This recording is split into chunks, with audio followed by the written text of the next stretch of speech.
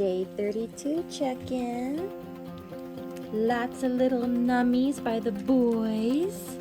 And then new little development. They have started to use their little litter boxes. And the biggest accomplishment is our little tiny Cinnamon, who was the last little one, has hit 1 pound.